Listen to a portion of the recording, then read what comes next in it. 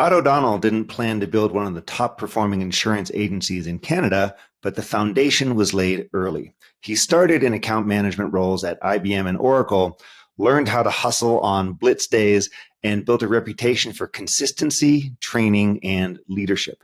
Fast forward 17 years, and he now leads a team of 12, serves thousands of customers, and runs an agency that focuses on long-term relationships over price. In today's episode of Account Management Secrets, Todd and I talk about what he learned from his early days in tech sales and how that still shapes his approach to client growth, how he trains account managers using Sandler product and one-on-one coaching, and why the best account managers treat their books of business like it's their own company. Todd's story is a reminder that success in account management isn't about being perfect. It's about showing up, leading with purpose, and doing the work that matters. Let's dive in with Todd O'Donnell. If you're an account manager, you already know this. You're the one keeping the business running. You own the client relationships, drive the revenue, and solve the tough problems for your customers. But here's the challenge. Most companies don't give account managers the training or recognition they deserve. That's what you'll get here on the Account Management Secrets podcast. I'm Alex Raymond, and after working with thousands of account managers, I know what separates the best from the rest. In this show, we cover exactly what you need to succeed: handling tough client conversations, driving renewals and upsells with confidence, and proving your value every single day. There's no fluff, no outdated sales tactics, just real practical strategies you can use right now to grow your accounts and build a successful career. If that sounds like what you've been looking for, hit subscribe and let's get into it. Hey, Todd, great to see you. Thanks for joining me on Account Management Secrets. Thanks for having me, Alex. Appreciate it. Yeah, no, I'm excited to talk to you. For some reason, there's been a lot of conversation these days about insurance and account management. So excited to dive into this deeper with you. And, sure. I've noticed that you've had a very interesting journey. So right out of college, you're in an account management role at IBM. You then moved around a bit with Oracle, also, and then in the beverage industry before getting into insurance. And I guess I'm curious. I would love to hear as we kick off the conversation, what did you learn from your early account management roles that's still like alive for you and that's still shaping how you are leading today? Yeah, for sure. So I started out of university at IBM. I was there for 3 years. I was there over the Y2K crisis. So a lot of my role there was, dealing with, a lot of our vendors and companies that were part of that program. To me, is that, what I learned from IBM was, the training that they give you. If I was a young account manager out there, is absorb, be a sponge, take advantage of, the free training that some of these large companies are able to afford. Because I've also been with a small company where the budget's just not there for that type of training. So for me, both IBM and Oracle would have been the training. Specifically with Oracle, and I would say, and how that sort of, helped me ramp my business up here. Oracle is they churn account managers every single year, which I don't have a problem with. I don't see, getting rid of kind of the bottom 10, 20% as a problem. But the one thing with Oracle was Wednesdays was what they called blitz days. So that was your day. I think you had to make 50 calls or 30 calls between 9 a.m. and 12 p.m. So it drove a lot of people crazy every Wednesday having to do that. But when I went to open up this business, so this used to be State Farm here in Canada, they had a model of knocking on doors. And you had to knock on enough doors to get what State Farm called 1,500 X dates.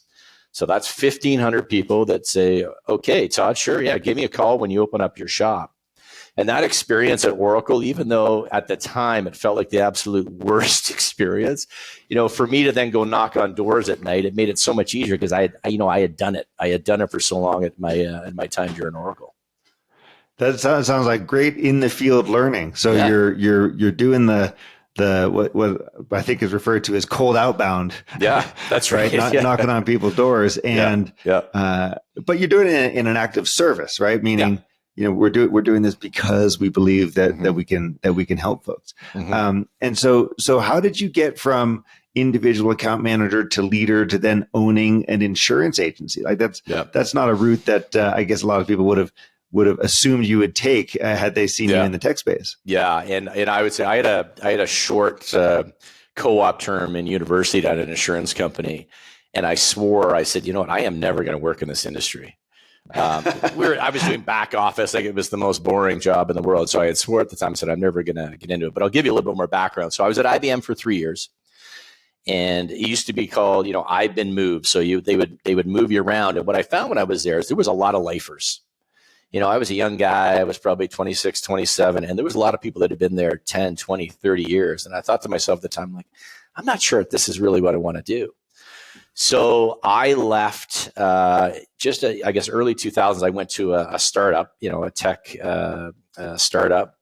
And as we know what happened, 2000, 2001, the tech bubble burst. So from there, moved on to Oracle. And while I was at Oracle, one of the gentlemen I used to work with at IBM, him and I started a wine importing business. So we started importing wine while I was at Oracle. So while I was there, there was an opportunity in the beverage space at a small brewer here in Canada. And I thought, here's a great way for me to create some relationships, be an account manager and create those relationships to help grow our wine business. So that's how that transition sort of happened from high tech into the beverage industry. And getting into this space was pure luck. I remember I was in my basement office in Toronto, and the brewery that we were working for was actually up for sale, and it got sold to Sapporo breweries out of Japan. And I got a call from this lady from State Farm. And at the time, State Farm was a big brand in the US, but not so much in Canada. And she gave me a call and she says, I understand that where you work at Sleeman, it's up for sale. Would you be interested in becoming your own boss and getting into the insurance business? And I look back and I remember thinking of that co-op term. I'm like, oh, geez, insurance. I'm not, I'm not sure this is what I'm looking for. But anyway, she explained what that it was running your own business. So I said, you know what, I'm going to give you a shot. And she says, you know what, the only reason that I gave you a call today, Todd, was my husband is a big Sleeman beer drinker. And our dog name is Sleeman. And I saw it on your resume. And that's why I gave you a call today. So that's how she connected the dots. That's how I got into it. And it's been about 17, 18 years since that phone call. Now, you said before that you kept the good, quote unquote, from how you were managed earlier in your career, and you left the bad behind. What does that specifically mean? So, what are some of the management habits that you picked up, and what are some of the ones that you intentionally avoided? Yeah, great question. So, one thing I didn't enjoy, didn't find it valuable, in any of the roles I was in, was anybody that micromanaged me. So when I opened up my own shop, I said, okay, this is how I like to be managed. Now, doesn't necessarily mean everybody in my team likes to be managed that way, but it was, I'm going to provide you with the resources, the tools, the training, and the coaching, but you're a professional. My expectation is you're just going to get done every day what should get done. So I took that part. I took the bad out of Oracle, where it was a micromanaged business, and took that and said, okay, this is not how I want to manage my team. So when I hire, I hire professionals. I give you the tools, and my expectation is you're going to go out there and get it done with those tools. Nice. Now, help us understand, for those of us who don't live in the insurance industry, Todd. Yeah. Help us understand, what is an account manager doing in an agency? So what does that look like? What are the responsibilities? Are they offering products to customers, or simply managing existing accounts, or how do we start to put some scope around the role within the context of insurance? Yeah. So if I backtrack, the role has certainly changed in my office since we started. I started with with 0 clients. So most of what the account management role to start, it was a lot of knocking on doors, building relationships in the community, building referral networks, outbound calls. Whereas today, after 17, 18 years, a lot of it is, working with existing clients, growing that book with existing clients. There is a component of outbound. We don't do a ton of outbound like cold calls. We actually don't do any cold calls. It's either people that have left us, people that maybe have received a quote from us in the past, or we're calling existing households to try to grow that business. And then going out in the community, creating relationships with real estate agents, mortgage brokers, lawyers, car dealers, accountants. And that's typically what the account manager role is doing. And then there's some servicing as well. There's some large households when they're calling in and they prefer to deal with you. But a lot of that is then passed on to our client success team. Got it. Okay. So this is pretty interesting. I guess, this is not an industry that I'm all that familiar with. So actually the account managers have essentially B2B responsibility, meaning that they're working with real estate companies, car salespeople, et cetera, to establish those as a channel for you and a way to create a kind of a trusted relationship with their customers, therefore. So there is presumably then certain elements of what we think of as traditional account management, like relationship management and account planning and forecasting and stuff like that, all in the context of that role as well then. Yeah. And I would say, we're moving towards more of that. In our world, people that call in that maybe found you online or, an internet lead, those are, typically people that are price shopping, that do it every year, where we're more about a long-term relationship with our clients.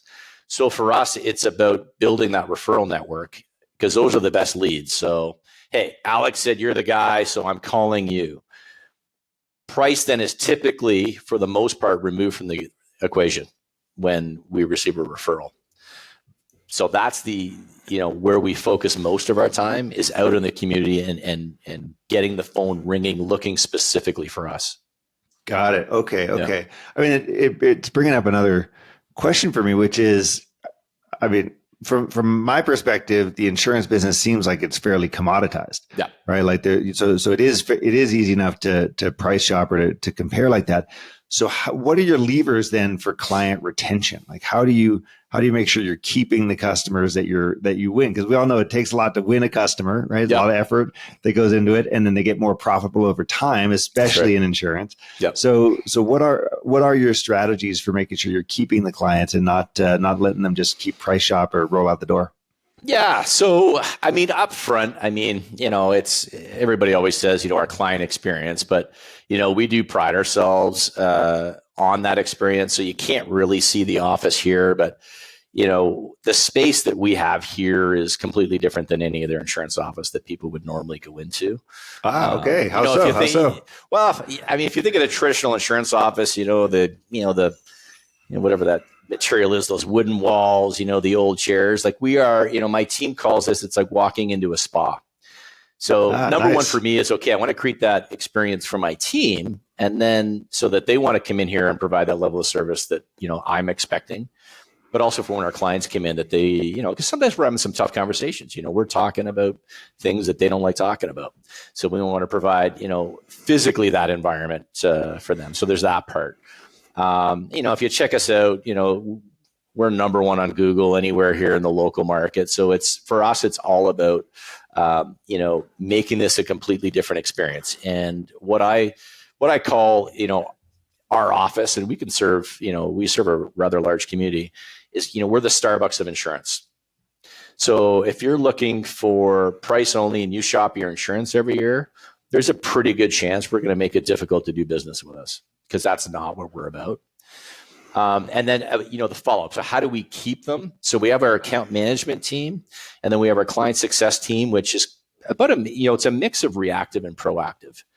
So those people who are insured with our office, hear from their insurance company a lot more often than you would somewhere else. So you talk about it being a commodity. Yeah, there's a lot of internet companies out there that you can, purchase your insurance from, but you never hear from them. So we're very proactive in reaching out, whether it's for people's birthdays, reviews, there's a new coverage, we proactively reach out versus a lot of companies. You get a package in the mail, there might be some red ink that says, hey, pay attention to this, but most people don't. They throw it in their folder and, they move on and pay it. Whereas we're very proactive. So we're a little different there in how much interaction there is with us.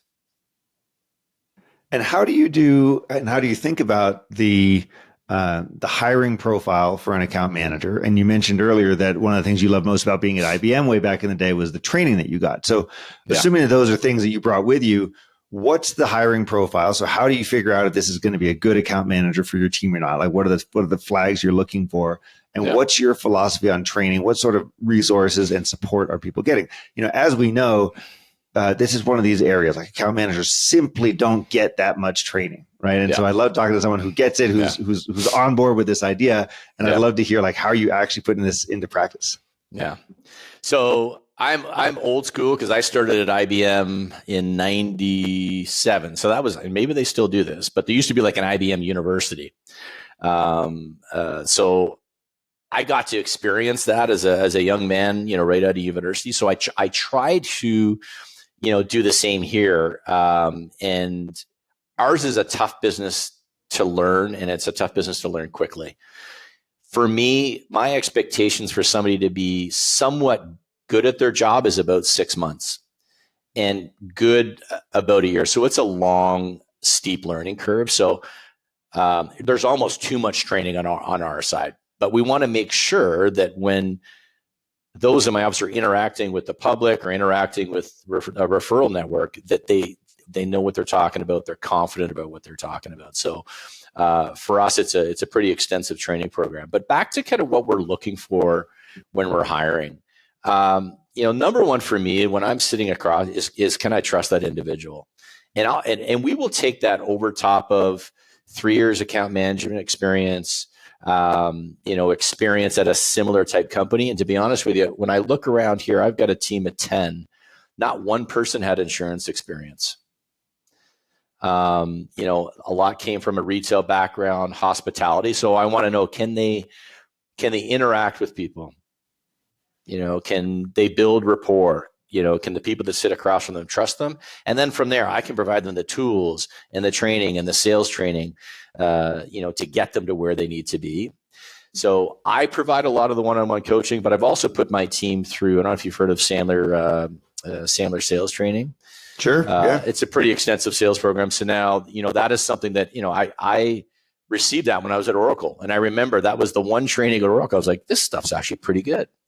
So it was actually a client of mine, when I was talking about 8-10 years ago, found out that he's one of the consultants. And now I put every new member through that sales training program so that everybody's on the same page on how we deal with our clients. So teach us, for those of us who don't know that much about Sandler, what's involved? What do you like most about it? Yeah, there's a couple of things that most of us use. Number one, and I was listening to one of your podcasts a couple of weeks ago, and he had a program called NEAT, N-E-A-T. I can't remember who that was, but Sandler is very similar. So, your upfront contract.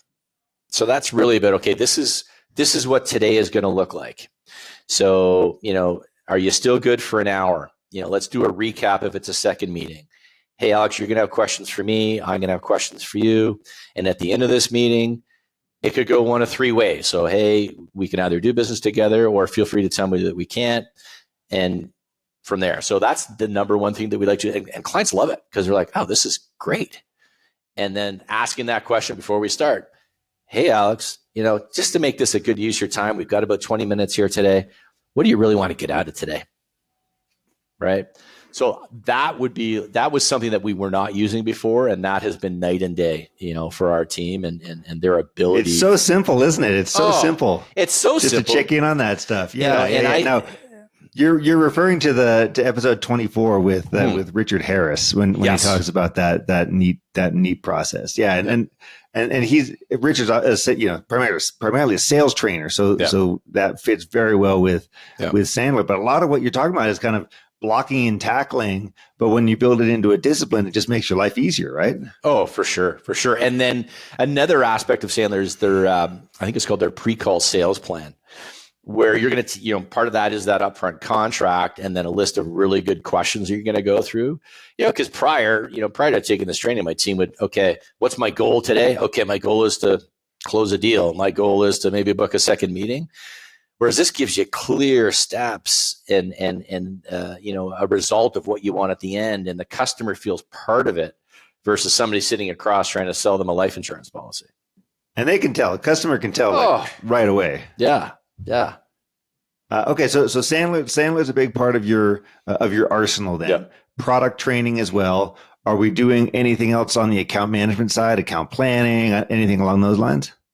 Yeah, so we meet as a team weekly. So for me, and that was something that I took from that corporate world, working at IBM and in Oracle, having those they weren't weekly but close to weekly meetings.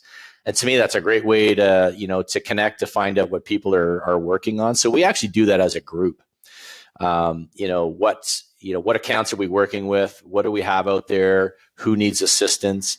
And then I also do one-on-one meetings with my team once a month, so that I know specifically what they're working on, key accounts that they're working with. And it's funny, with a team this large, that was one of the things I was looking at, maybe stopping the one-on-ones, because it's just time. It's very time consuming, with the other things you're running, to have to sit down with 10 or 12 people. And I had a couple of them say, whoa, like that's my favorite part of the month. Like that helps keep me on track. So for me, if I'm talking to anybody that's employing or looking at employing a team, it's that interaction, that one-on-one, whether it's coaching, to help those account managers, get them back on track, or, it could even be just, praise or a great win, having that ability to sit down with your manager, one-on-one. So, all right. So let's get a little more detail there. Tell us about your one-on-one coaching process. The reason I'm asking is a lot of the people on this podcast are part of the Amplify community. A lot of them are new leaders. And so they're trying to figure out, how do I step into this role? What does it mean to be a manager or a team leader versus being an individual contributor? And how do I therefore need to change my behavior? What do I need to be doing differently? And one of the things that always comes up is people say, go do one-on-ones with your team, like spend more time with them. And I know that a lot of account managers who get promoted into leadership roles, they feel a little bit of imposter syndrome because it's like all of a sudden, oh, I'm the boss. I'm supposed to be telling these people what to do. That's right. And maybe they've got more experience than me. Maybe they're older than me. Like I've never done this before, sort of thing. So help us to understand what that looks like. Like what are the things that I should be doing if I want to implement this kind of one-on-one practice with my team?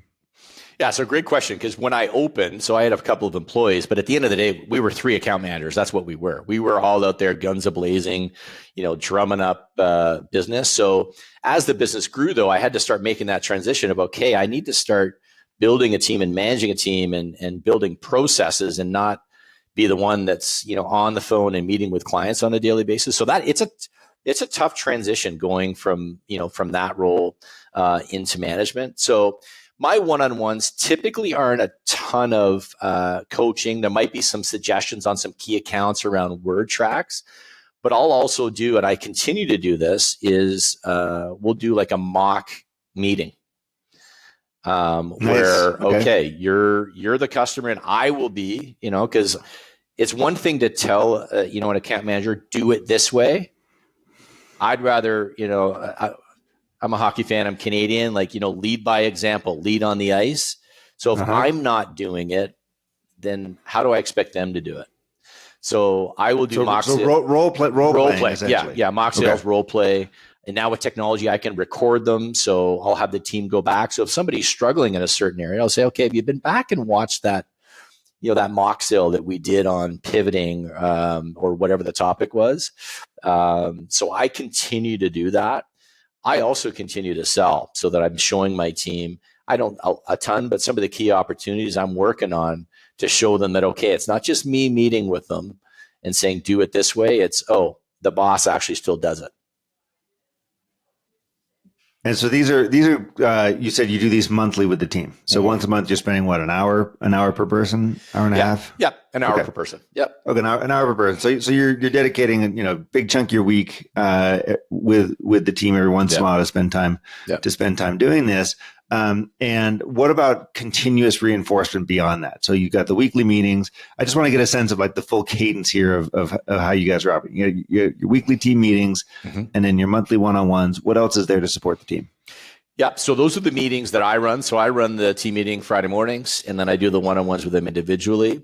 We're big enough now that I have, I call her the VP of making my life easier, but she sort of helps me manage, the group of people that I have. So she runs a separate sales meeting on Wednesdays, where they're talking about key accounts. They share their key wins. They vote on key wins of the month.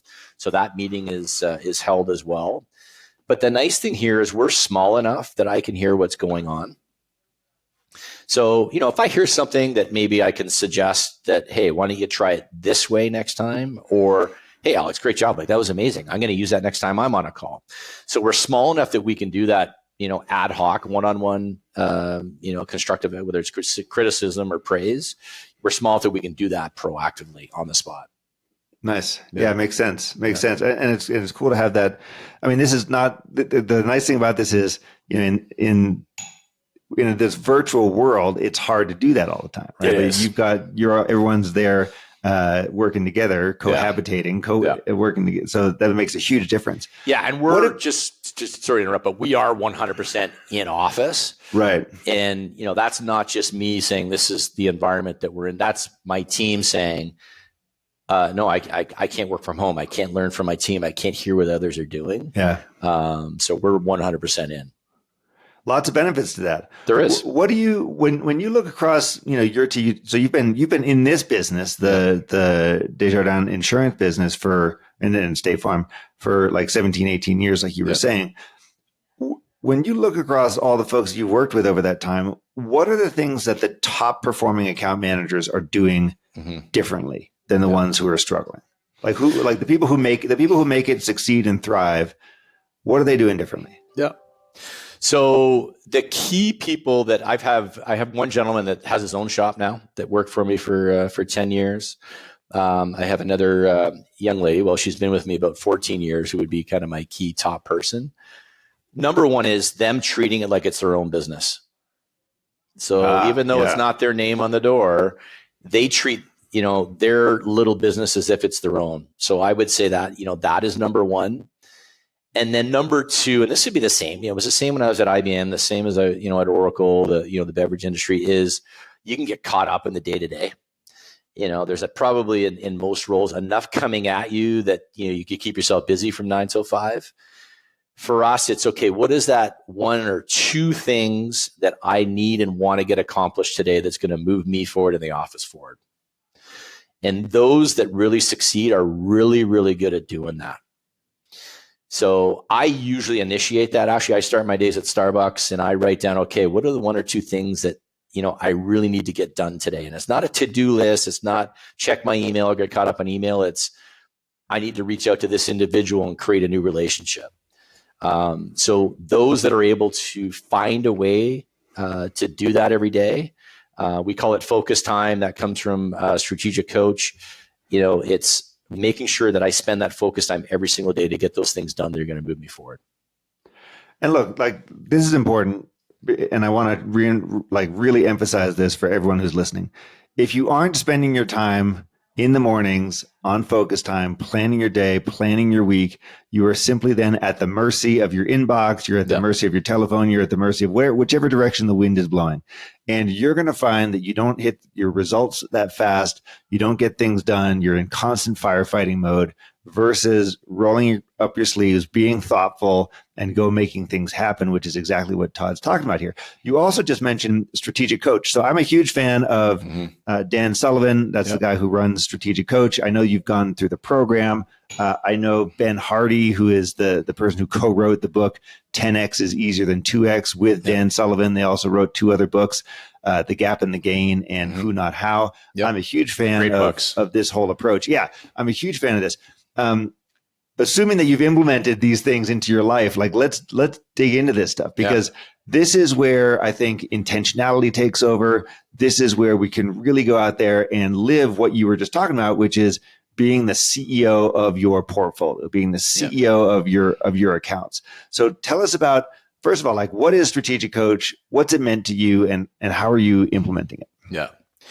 So to me, Strategic Coach is helping entrepreneurs, work on the business instead of in it. So how do I stop being an account manager? But the other nice thing about it is it's also about balancing your life outside of the business. Because the tough part for most entrepreneurs is, not having it consume 100% of your day, your nights. So to me, it was a program. I was at a point 7, 8 years ago, I needed something. And just by chance, I had somebody call me from that program. Okay. But it's just a great way to help you as an entrepreneur to work on the business. as well as your your personal life. But the number one thing that I take from that, is their focus free and buffer time, right? So you talk about, using that focus time. The buffer time is you're catching up on emails, and then your free time is making sure you got time for your family and your friends. The Gap and the Gain, that book written by Dan Sullivan and Ben Hardy, like, to me, that was something I really needed at the time, because when we weren't hitting goals, it was like, okay, what the hell is going wrong, versus, oh man, look where we came from. So all right. So explain that one.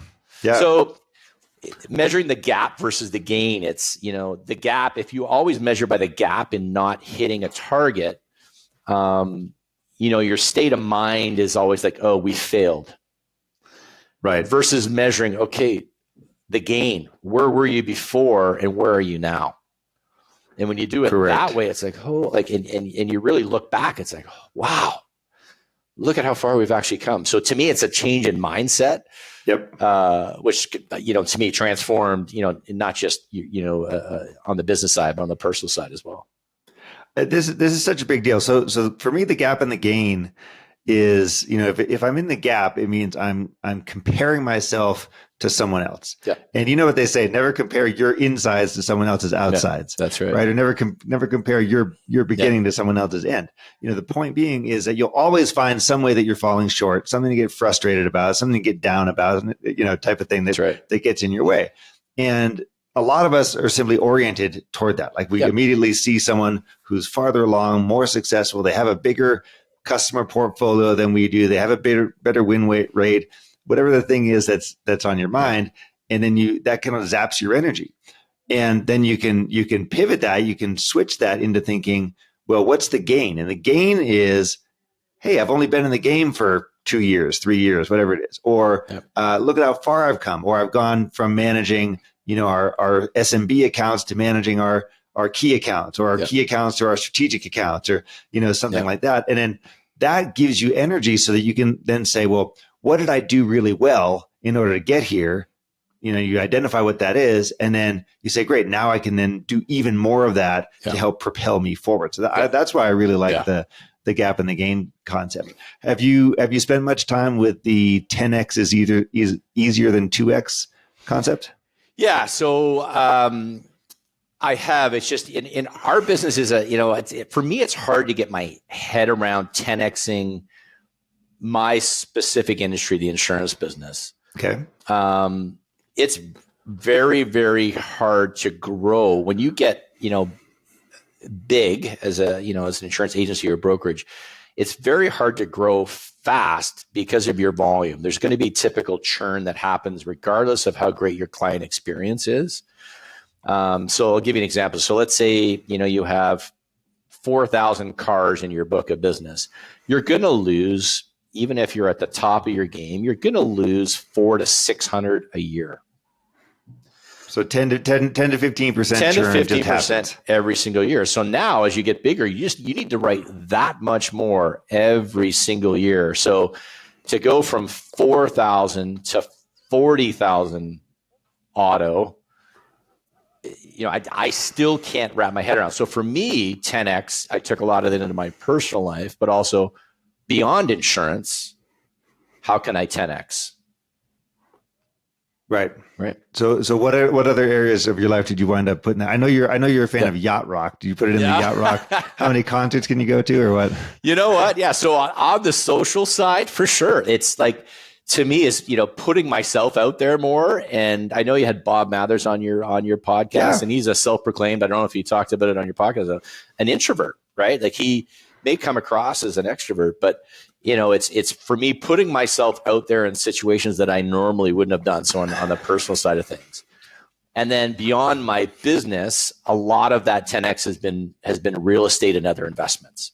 How can I have other flows of income to offset if something ever happened on this side of the business? Mm-hmm. Right. Mm-hmm. Yeah. And look, like regardless, I think the point here is there's a lot of tools out there. And as account managers, we always need to be learning. And learning from people who have been there and done that. People have different ideas and concepts and frameworks that we can tap into. So for you, Sandler works and strategic coaches worked. And, I would really encourage everyone to be curious and to find the things that are going to work for you so that you can implement them in your life. And also remember that it's a full picture, like 360-degree life. And you can't, you talk about just showing up, right? So just showing up in the insurance business can mean you are doing a lot of work. You're always on. And how do we avoid burnout, for example? So like that's something really important for people to be thinking about. I see a lot of account managers who internalize a lot of stress, who don't have systems, who aren't as proactive as they'd like to be, and then get really beat up about it or get sick or just like don't feel good, don't feel happy in their job because they internalize so much stress, That's right. Yeah. So awesome. Now let's think about, when you're talking to folks in the insurance world, and it sounds like you will hire people from any walk of life in terms of what they've done, as long as you can trust them and you believe that they're going to be a good learner, and you're bringing them on board. How do you give people then career advice as an account manager? So where do they go from there? You mentioned you've got one person who then went and opened his own agency, which is awesome. But how do you see this arc panning out for people who join you? Yeah, great question. Because I've been interviewing, I swear, probably a dozen people in the last couple of weeks. And, rather than waiting for that question, I usually, let them know what that career progression might look like. So, if you start on our client success team, you can move into an account management role if that's something you want to go after. I have a client success manager. So I have somebody that helps me manage that team. So they meet weekly. They're on top of the service kind of side of the business. I then have my VP of making my life easier. So, she's not going to be here forever and ever. So there's an opportunity for that. And then there's the opportunity, and I will sponsor them if they're really good at what they do. If they want to go out there and open up their own shop, I can put them in that position as well. So there's lots of opportunity within our business, but then there's so much outside of our business. And I totally understand. I've been there. I'm not with the same company that I started with, 25, 30 years ago. I realize that people are going to move on. So my job is either to give you the tools to succeed and stay here, or move on to do your own thing or the next thing. And so, that's a lot of account managers get sort of confused about where to go from here. Yeah. A lot of people start in account management because they think, I don't know about, new business sales. I'm not comfortable doing that, but I'm good with people and I like building relationships.